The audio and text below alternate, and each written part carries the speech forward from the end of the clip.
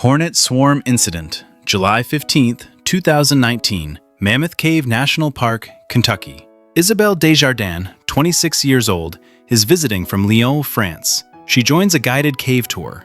The group stops at the frozen Niagara Formation. While others move on, Isabelle notices an unmarked side passage. A rope blocks the entrance.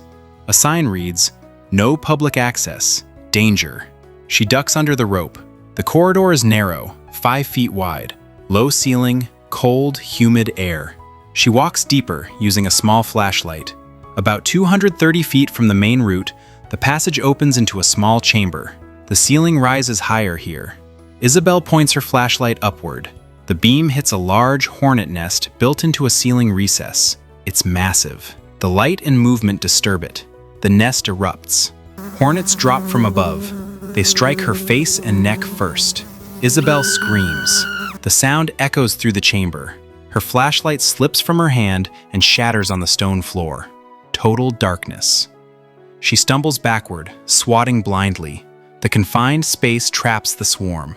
Each scream sends vibrations through the chamber. More hornets attack. She falls to her knees. Stings spread across her skin. Her throat begins to swell. She crawls, searching for the exit. She moves the wrong direction. Hornets follow her. They enter her mouth and nose as she gasps. Her breathing collapses. She crawls a few more feet, then curls into a fetal position. The cave goes silent.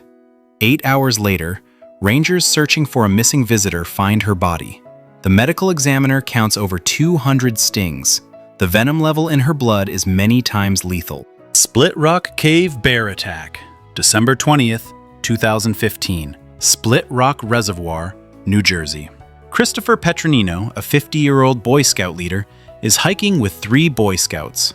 He leads them to a small talus cave formed between large boulders. 2 weeks earlier, he had entered this cave without incident. The cave entrance is narrow, about 2 feet wide. Petronino enters feet first. As he lowers himself, his waist catches on a rock ledge.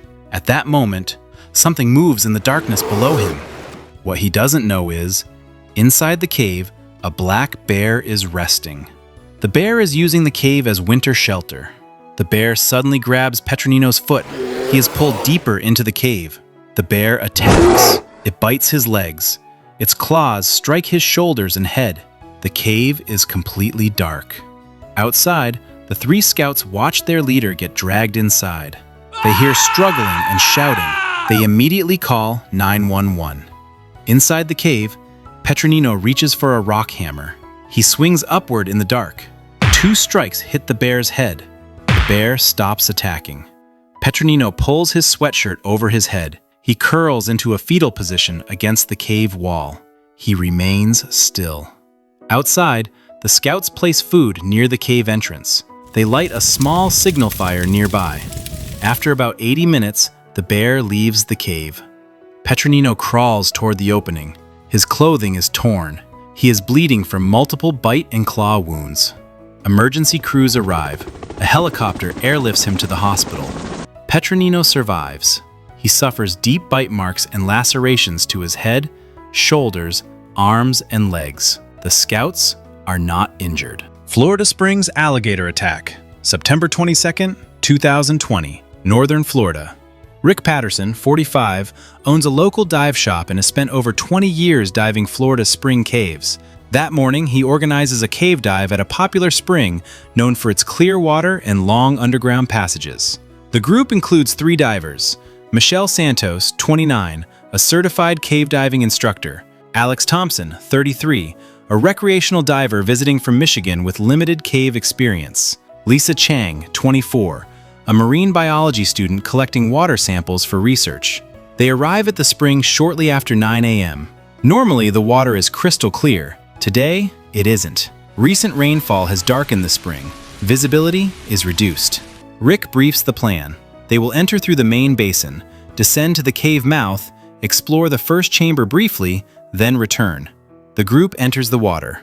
As they swim toward the cave entrance, Michelle notices long gouges in the sandy bottom. Deep, fresh. She points them out. Rick recognizes them as alligator claw marks. He pauses, then decides to continue. The group descends along the limestone wall. At the cave mouth, Michelle sweeps her dive light forward. The beam reflects off two round shapes. Eyes. Inside the entrance sits a massive alligator, over 10 feet long. Its body blocks the cave opening completely. Rick immediately signals everyone to stop and back away slowly. The alligator does not retreat. Its mouth opens slightly, exposing rows of teeth.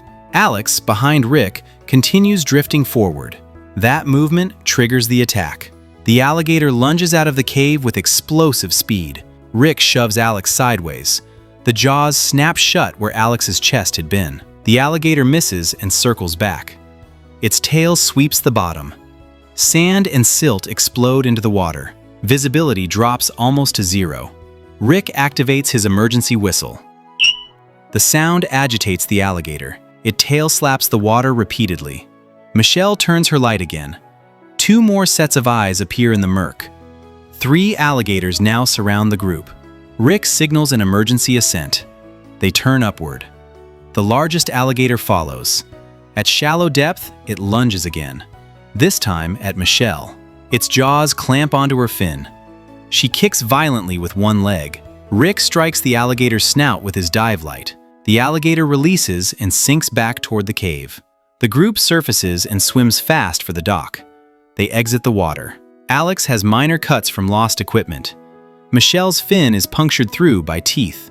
Wildlife officers arrive later and confirm that multiple adult males had claimed the spring during breeding season. The cave is closed for weeks. Everyone survives. Cueva de la Venta Cave Incident, January 4th, 1989. Cueva de la Venta, Chiapas, Mexico. 3 experienced spelunkers enter the cave on a routine scouting trip. Cynthia Van Rayhard, Hardcastle, and John Pint. They carry minimal gear, 1 6-volt flashlight, 1 disposable backup light. Cueva de la Venta is a massive lava tube. The cave has 75 natural entrances, created where the lava tube collapsed in sections. These openings allow sunlight deep into the system.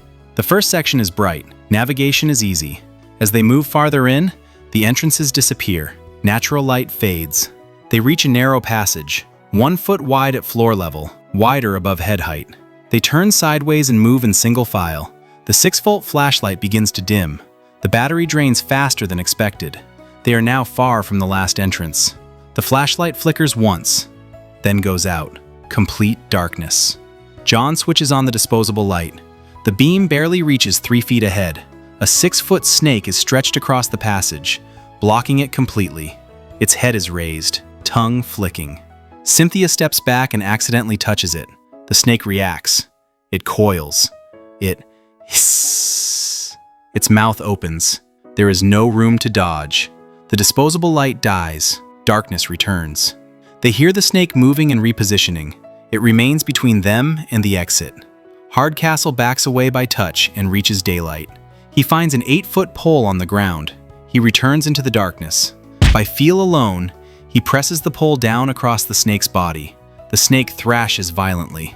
Using the opening, all 3 move past.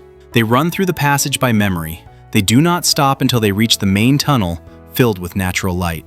They exit the cave alive. I hope you guys are enjoying the videos. You can support me by subscribing and leaving a comment so I can continue making these videos. Do watch another one from the playlist. Thanks for watching.